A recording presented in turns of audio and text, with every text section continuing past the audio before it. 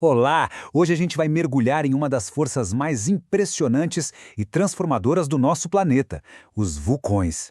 Eles são a prova de que a Terra, por mais que pareça calminha, está sempre em movimento debaixo dos nossos pés. Para começar, que tal um mistério? Imagina só, uma cidade super movimentada, cheia de vida, que de repente some do mapa. Assim, em questão de horas. O que teria um poder tão devastador para fazer isso? Para desvendar esse enigma, a gente precisa voltar no tempo, lá para o auge do Império Romano. Vamos para uma cidade que nem imaginava o que estava prestes a acontecer.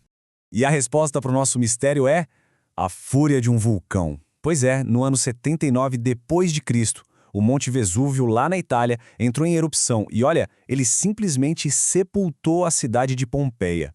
Cobriu tudo com uma camada gigantesca de cinzas e rochas, o que acabou, de um jeito meio maluco, preservando a cidade por séculos até ser redescoberta.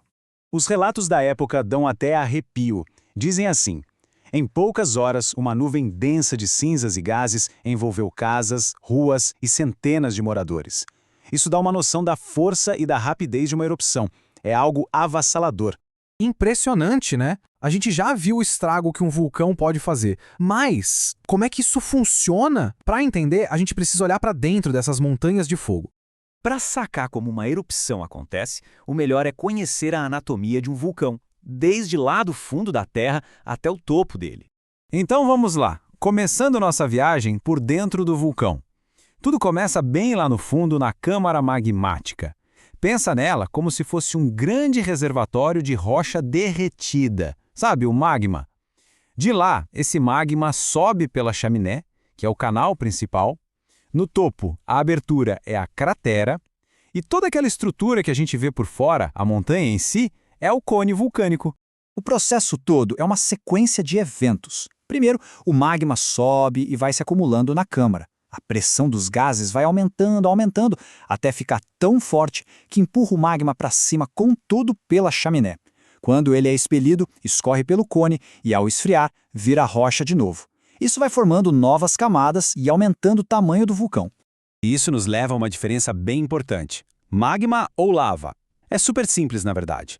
Magma é a rocha derretida enquanto ela está debaixo da terra. A partir do momento que ela sai pela cratera e chega na superfície, a gente passa a chamar de lava. É a mesma coisa, só muda o nome dependendo de onde está. Ok, agora que a gente já entende como um vulcão funciona por dentro, vamos ampliar um pouco a nossa visão.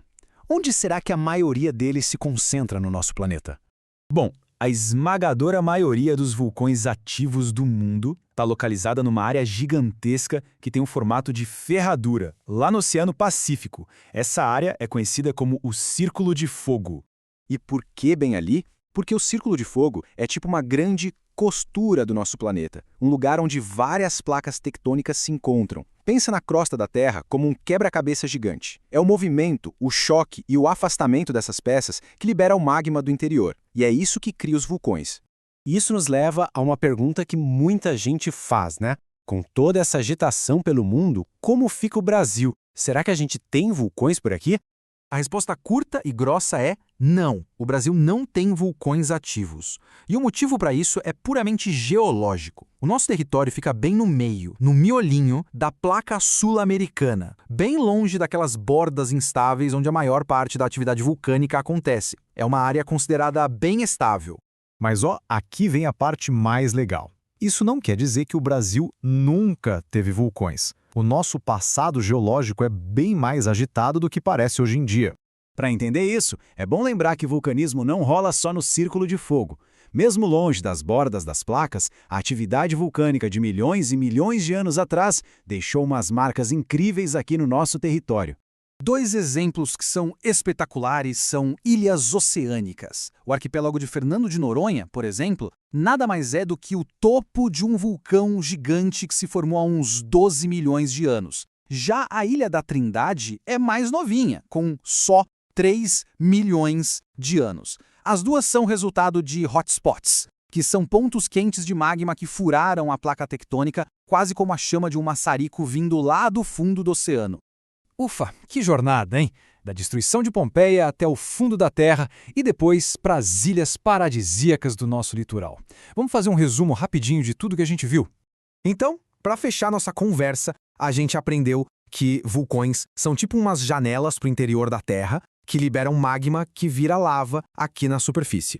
Vimos que a maioria deles se concentra no círculo de fogo, onde as placas tectônicas estão sempre se mexendo. E, por fim, descobrimos que, apesar do Brasil ser geologicamente calmo hoje, o nosso passado vulcânico nos deu de presente paisagens incríveis, como Fernando de Noronha.